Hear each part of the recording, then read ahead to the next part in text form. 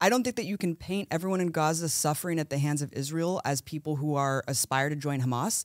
But I will say that the people in Hamas certainly have suffered at the hands of Israel. I'm sure the vast majority have lost their friends and family. It's a paramilitary group.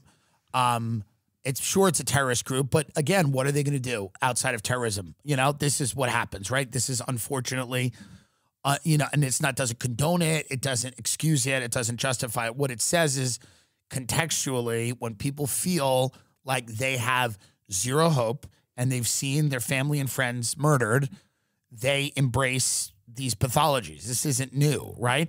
It doesn't mean that all terrorism comes from that, and it doesn't mean that all malice or evil in the world comes from that either. There are people that do bad things for the sake of doing bad things. There are people that want control over other people for the sake of it. There are people that I'm sure would want to ethnically cleanse Israel, immaterial of what Israel does. I'm sure that those people do exist. I know they exist, and I've heard them. But in this particular situation, it does feel like there has to be a way to give Palestinians autonomy and rights and prevent decades more of this and cycles of violence. And I don't think Hamas is a terrorist group. Yeah. And well, they engage in terrorism, right? I mean, it's a terrorist thing. What does that mean? It's such an arbitrary term. I want to be clear about what we're talking about. Well, you could say that Israel's engaging in it too. Anybody who's engaging in the type of stuff that we're doing. But I think when you go to a music festival indiscriminately killing people, that seems to be terrorism, right? If you kidnap children, that seems to be terrorism, right? I mean, it doesn't. Now, you might say they don't have the military to engage, but when you're hitting soft civilian targets, as Israel's done, so I'm not absolving them, to me, that's kind of the definition of terrorism. It's like soft civilian targets. Now, that means like there's a lot of armies that you could say, but I wouldn't say Hamas is not a terrorist group because their aims, seem to be to inflict terror on the Israeli population. And the same way that Israel, in the way that it's behaving now, seems to inflict terror on. So I don't want to absolve one group and say that the other group, because they both seem to want to do the same thing. I mean, Israel's doing it with a military, but that doesn't mean that it's not terrorism, right? And I mean, that might mean that all war is terrorism, but I wouldn't want to absolve Hamas. I don't know what Hamas wants for Gaza. That's part of the hard thing, right? I don't know what Hamas, I know that they've taken a lot of money from Qatar. I don't know what they've done with it. And I don't know if they have the best interest of people in Gaza at heart. I don't know that I know that they want the Israeli occupation to end, but I don't know enough about them to know what exactly. Are they good at governing Gaza? Are they a legitimate, because it seems like they're not good at that.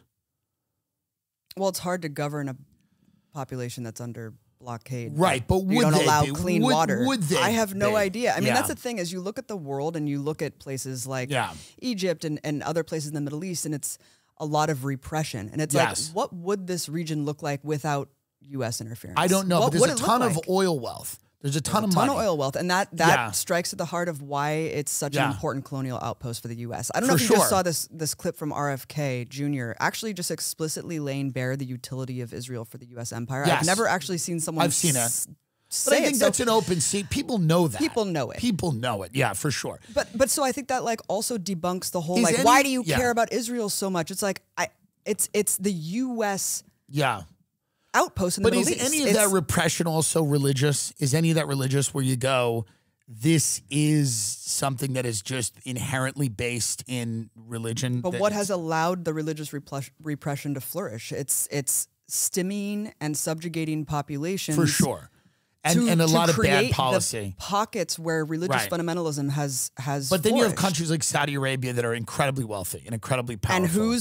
And who is preventing any sort of sanctions or international laws Saudi to apply to them? MBS is kind of opening that society up now, right? Little by little. I don't think so. Well, he seems to be. That's a PR campaign. Well, they've certainly made a lot of advancements. I mean, whether it's enough advancements allowing or not. women to drive finally in some areas. Well, and I disagree with that, but they're doing that. And I'm not even huge on them voting. I say go to the Eras tour. I don't, My whole thing with women is keep your pussy away from me and don't vote. But I love them in every other capacity. But my whole thing is I try, you know, what? No, but I'm saying that there does seem to be like, whether it's fundamentalist Christianity or fundamentalist Islam or fundamentalist Judaism, fundamentalist religion is a problem too. That removed from politics, removed from the concerns, there does seem to be in all cultures a need to enslave people based on religion. That is, like if we got rid of all U.S. empire things, would none of that exist? Because it existed before the U.S. empire.